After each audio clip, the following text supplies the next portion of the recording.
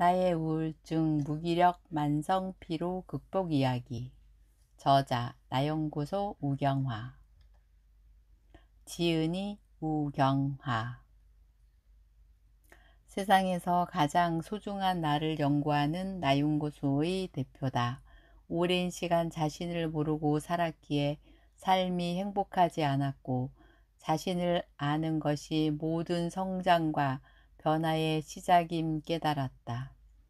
마음을 관찰하고 질문과 글쓰기를 통해 자신을 알아간 경험으로 모두의 나가 가장 소중하다는 가치를 전하고 싶다. 나를 몰라 힘들어하는 분들에게 나를 아는 기쁨을 누리기를 소망한다. 매일 글을 쓰고 강의를 하고 책을 내며 세상에서 가장 소중한 존재가 바로 나임을 널리 알리는 일을 하고 있다. 나의 우울증, 무기력, 만성 피로 극복 이야기. 프롤로그. 공포라는 것을 생생히 경험했다. 젊었고 긍정적인 사람이라고 생각했다. 나름 몸도 마음도 건강하다고 믿으며 인생을 살았다. 다양한 경험을 하고 인생의 풍파들을 잘 헤쳐나왔기에 자신감도 있었고 삶에 대한 희망과 기대도 있었다. 하지만 나는 무너졌고 모든 것을 잃었다. 몸도 마음도 영혼까지 무너졌다. 무엇이 원인인지도 모른 채 혼돈과 어둠 속으로 끝없이 추락했고 삶의 모든 의미를 잃었다. 지금은 지난 일이 되었고 그 아픔과 상처가 나를 치유하고 나를 새로운 사람으로 만들어 주었다. 그때 경험한 우울증, 무기력, 만성 피로의 경험을 생각하면 지금도 온몸에 소름이 돋는 듯하다.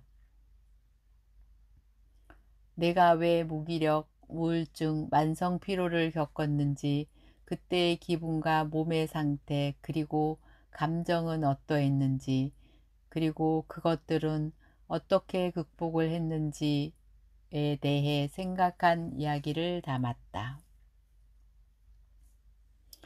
그때 감정이 살아날까 두렵기도 하지만 이 시간이 치유의 시간이 되리라 믿고 같은 아픔으로 힘들어하는 분들에게 공감과 위로 그리고 극복에 도움이 되었으면 하는 바람이다.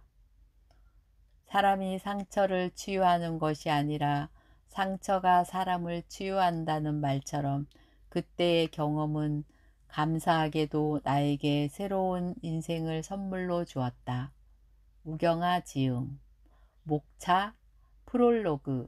나의 우울증, 무기력, 만성피로 극복 이야기.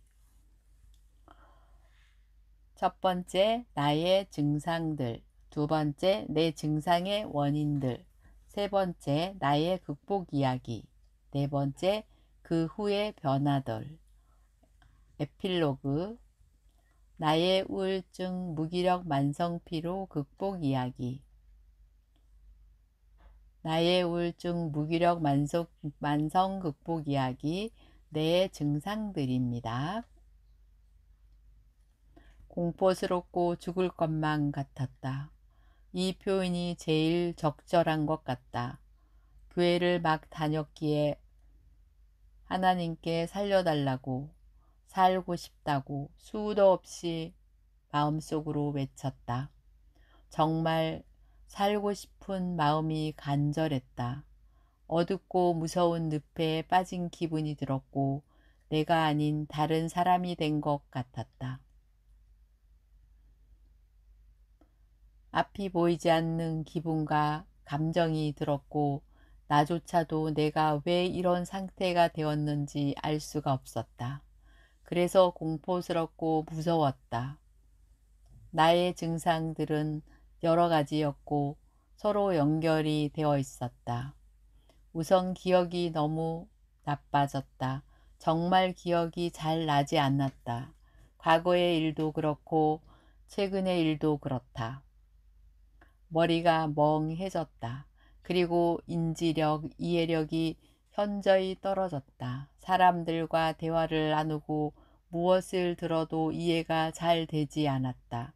괴롭고 힘이 들었다. 특히 회사에서 업무적으로 애로사항이 많았다. 오랫동안 익숙하게 해오던 일들도 모든 것이 낯설고 어렵게 느껴졌다. 허둥대기 시작했고 어떻게 해야 할지 몰라서 쩔쩔매는 나의 모습이 보였다. 주변의 직원들에게 물어본 것도 또 물어보기도 하고 사소하고 기본적인 것을 물어보기도 했다. 몇몇 직원들은 짜증을 내기도 했고 어떤 직원은 대놓고 물어봤던 것을 또 물어본다고 빈정대듯이 나에게 말을 했다. 얼굴이 뜨거워지고 기분이 너무 나빴다. 화도 나고 나도 이런 데가 너무 싫었다. 그렇게 말하는 직원들이 너무도 믿고 싫었다. 야속했다. 정말 무안했고 창피해서 쥐구멍이라도 숨고 싶었다. 가슴에서 뜨거운 불덩어리가 올라왔다. 두려움, 원망, 미움, 화 등의 감정들이 나를 사로잡았다.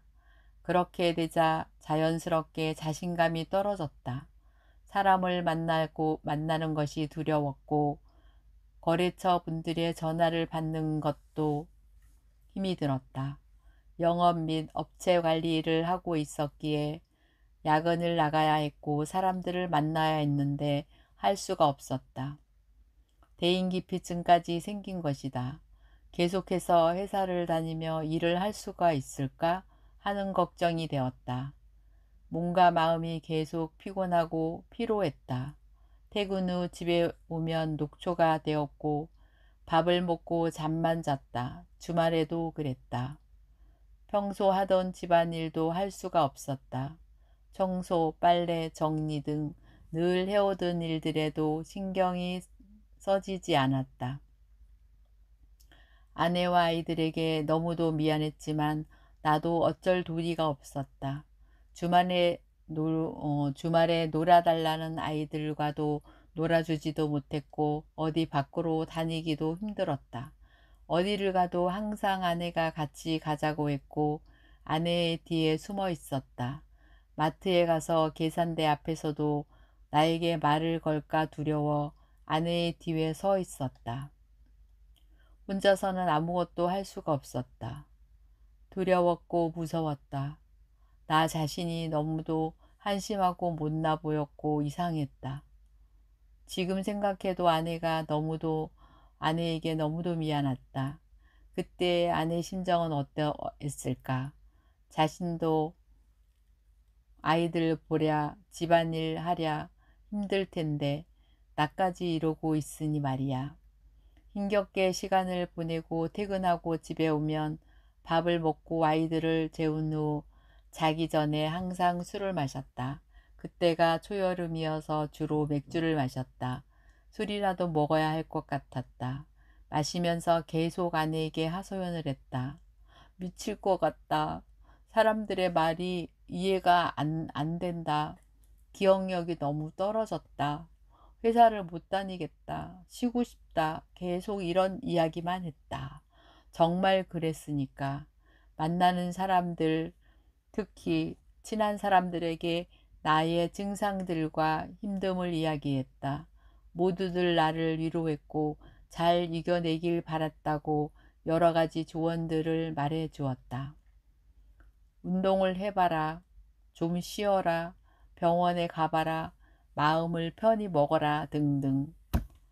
40알이라는 말이 있다. 딱 내 나이 40에 일어난 일들이었다.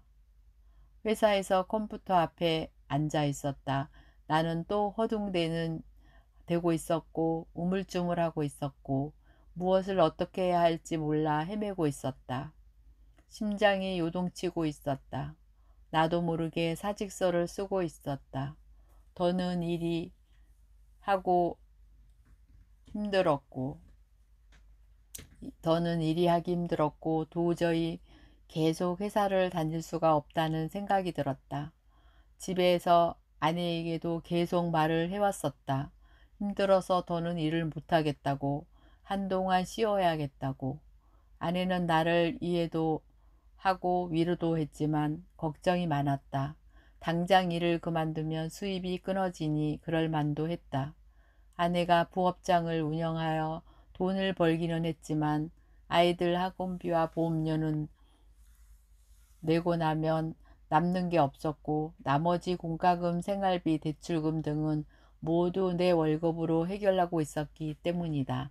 하지만 나도 방법이 없었고 내 마음은 이미 내 의지를 벗어나 있었다. 심장이 두근거렸다. 내 의지와 다르게 내 손은 사직서를 썼고 팀장의 자리에 올려놓았고 팀장과 면담을 했다. 팀장님은 나의 사정과 내 상태를 알았기에 쉬어야 한다는 나의 말에 동의를 해주었고 상무님께 보고를 해주셨다. 다행히도 상무님은 신중한 분이었기에 나에게 일주일만 더 생각해 보라고 하셨고 결론적으로는 회사는 더 다니게 되었다.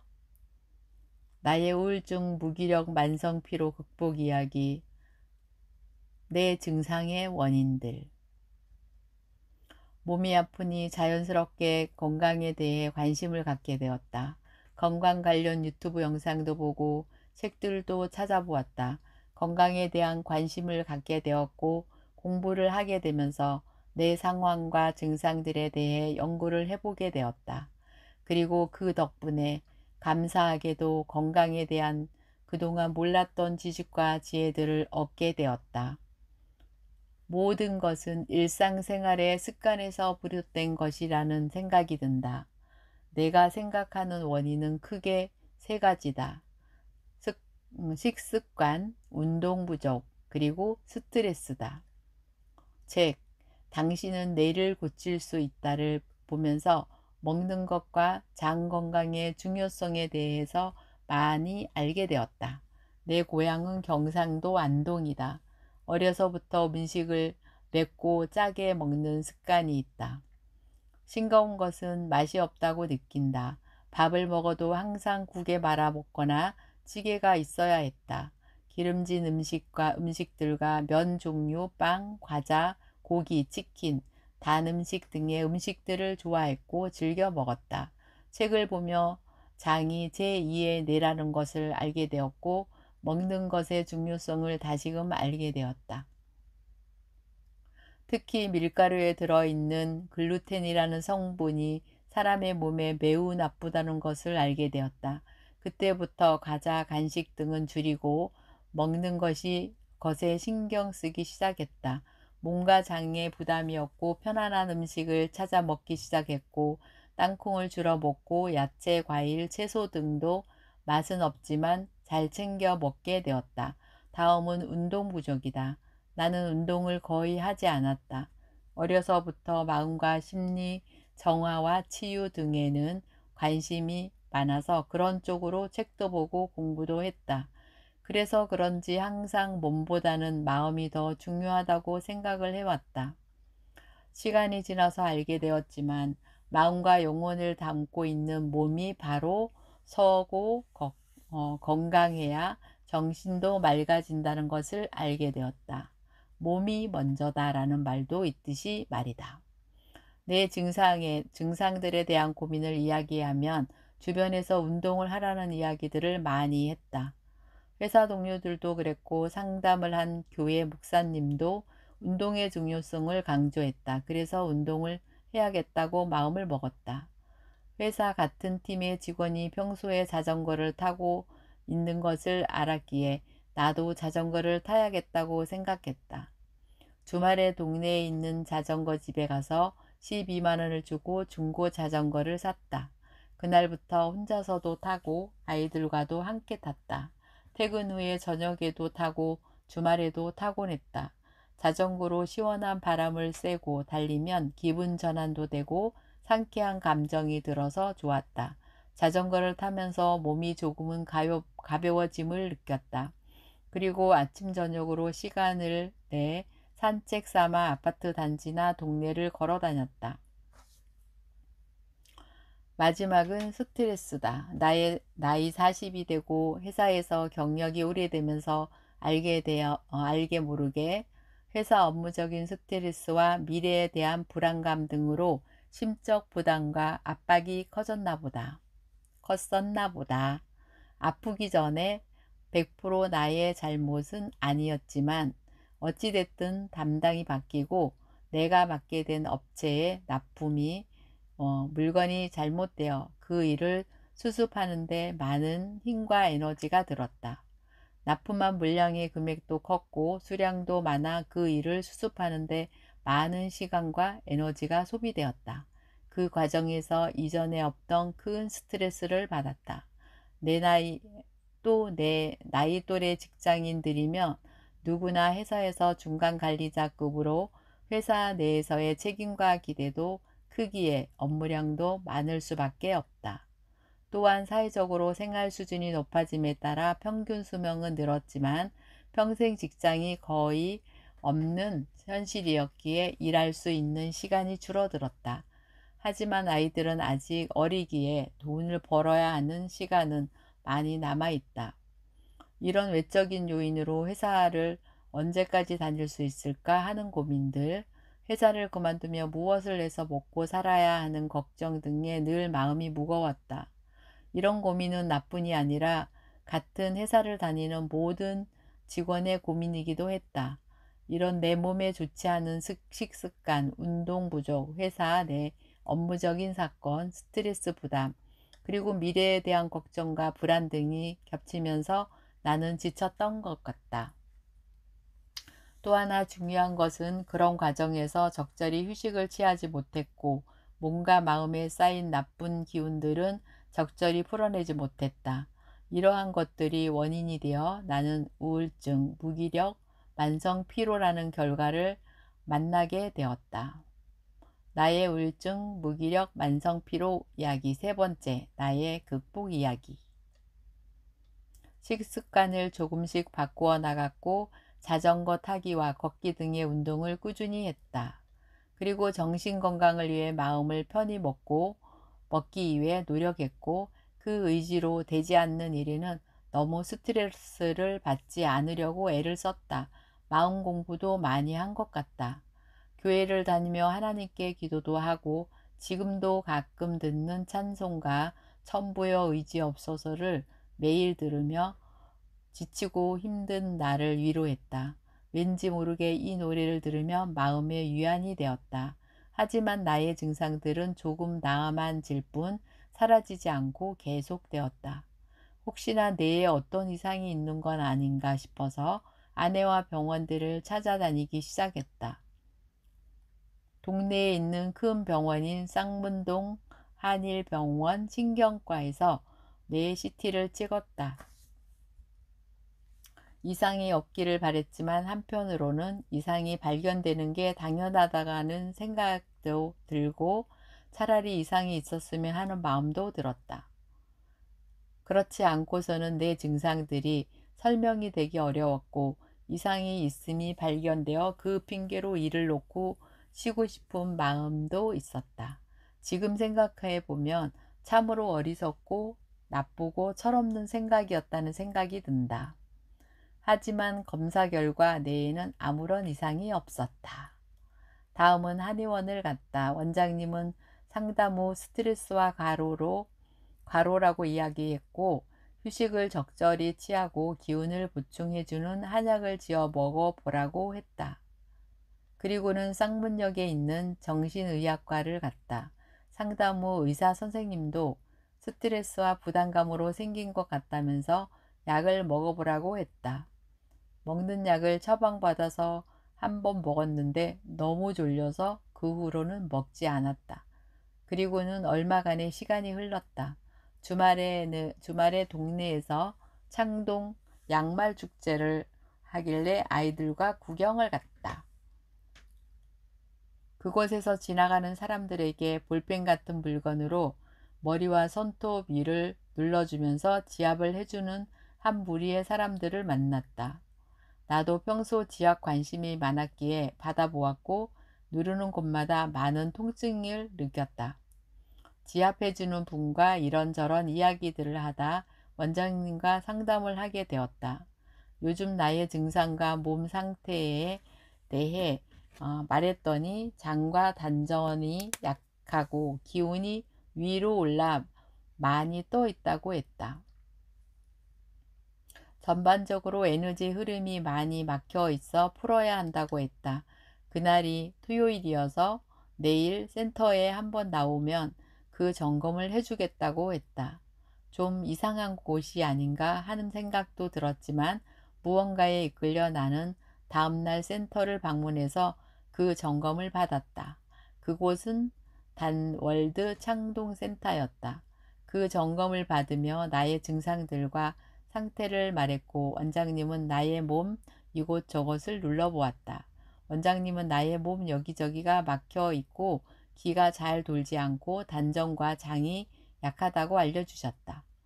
그리고 기운이 머리 쪽으로 많이 올라가 있으니 밑으로 내려야 한다고 했다. 수련을 하면 이런 증상들이 많이 개선되고 몸도 마음도 좋아질 것이라고 했고 생각보다 비용이 비싸지가 않아 그 자리에서 바로 등록을 했다. 지푸라기라도 잡는 간절한 마음이었다. 어서 빨리 이 상태를 벗어나고 싶었다. 다음 날부터 바로 수련을 나갔다. 결론부터 말하면 단월드 수련을 하면서 나의 모든 증상들은 놀랍게도 모두 사라졌다. 그리고 글을 쓰고 있는 지금은 수련을 한 지 4개월 정도 되어 가는데 몸도 마음도 아프기 전보다 훨씬 좋아졌다. 사람이 상처를 치유하는 것이 아니라 상처가 사람을 치유한다는 말을 실감했다.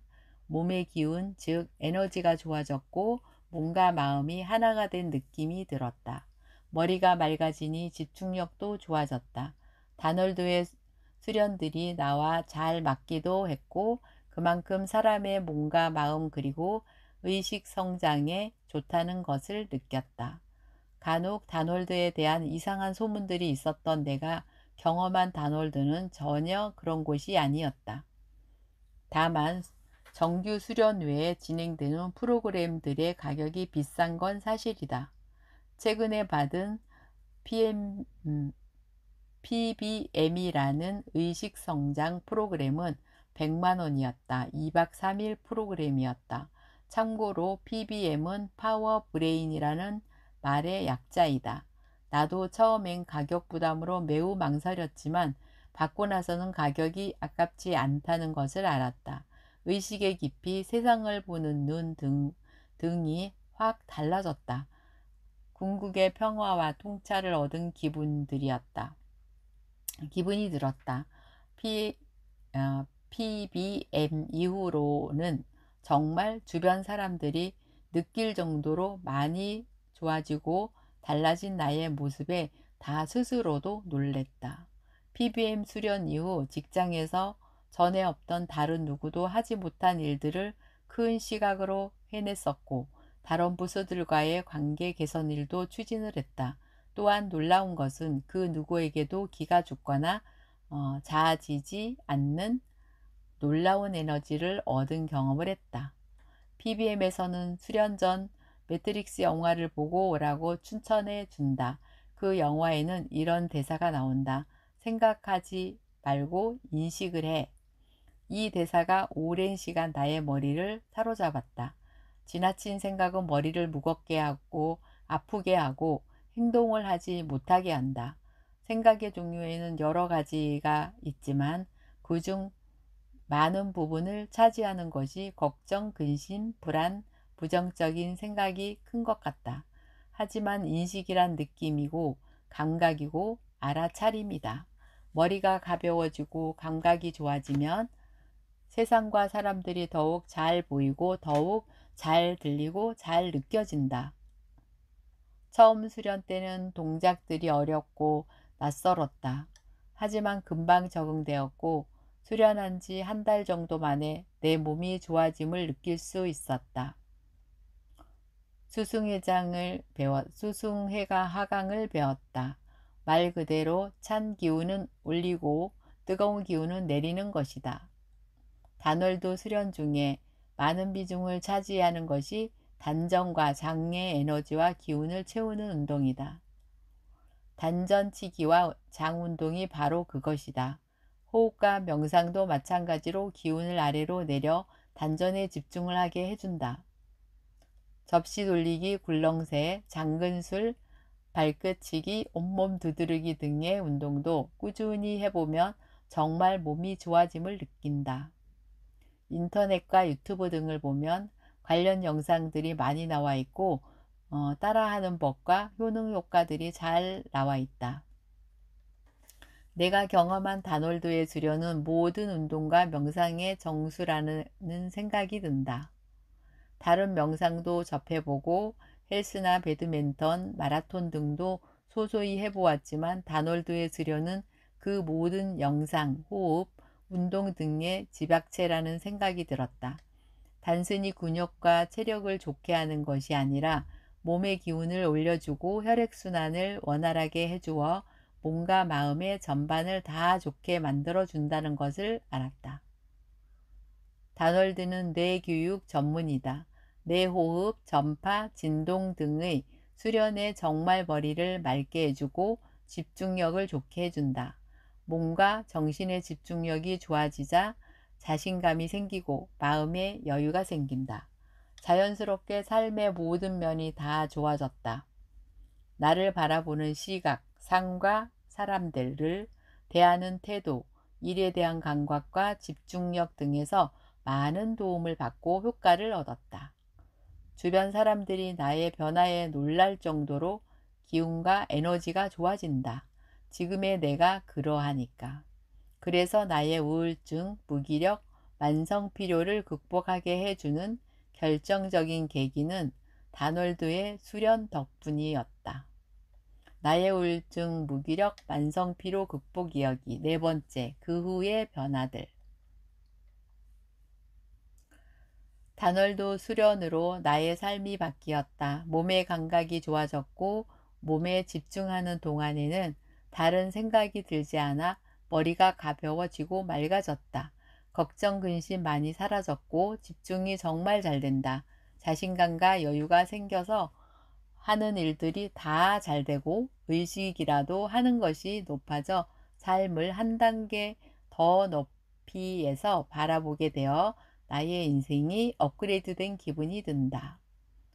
몸과 마음이 하나가 된다는 말의 의미를 알게 되었고 기와 에너지가 내 몸에 있음을 그리고 그것이 충만해진 느낌을 알게 되었다.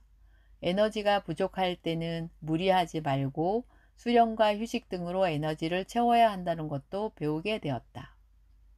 하루하루의 삶이 즐겁다. 모든 것은 내가 선택할 수 있고 내가 창조할 수 있다는 것을 다놀드의 수련을 통해 배웠다. 지금은 직장인이 아닌 경제적 자유와 시간적 자유를 누리는 사람이 되기 위해 공부를 하고 있고 제2의 인생을 계획 준비하고 있다. 점점 하고 싶은 일을 하는 사람, 내가 좋아하는 일을 하는 사람이 되어 가고 있다는 느낌이 들어 너무도 기분이 좋다. 이것은 나의 우울증, 무기력, 만성피로 극복 이야기이다. 이야기가 너무 다놀드 위주로 간 것 같지만 이것은 사실이기에 글에 담고 주변에 같은 아픔을 고통을 받고 있는 분들에게 나의 경험을 나누고 싶었다. 내가 좋아하는 제목의 책, 좋은지 나쁜지 누가 아는지를 보면 이런 내용이 나온다. 사람이 상처를 치유하는 것이 아니라 상처가 사람을 치유한다. 무기력, 우울증, 만성피로라는 아픔의 상처를 겪었지만 그로 인해 아프기 전보다 더 나은 내가 되었기에 분명 상처는 나를 치유한 것이 맞고 나를 더 나은 사람으로 만들어 주었다. 그렇기에 내가 겪은 나의 상처는 축복이었다. 상처가 나에게 유리하고 득이 된다는 삶의 이치와 진리를 깨달았기에 나는 앞으로 남은 인생을 살면서 발생할 상처와 아픔들이 두렵지 않다. 내게 오는 것들은 모두 허용하고 즐거운 마음으로 받아들일 것이다. 모든 것에 감사한다. 에필로그. 이것이 나의 우울증, 무기력, 만성피로 극복 이야기입니다. 저의 이야기가 지금 우울증, 무기력, 만성피로를 겪고 계신 분들이 보신다면 분명 도움이 되시리라 확신합니다. 더 궁금한 것이 있다면 메일로 연락해 주세요. 긴 글 읽어주셔서 감사합니다.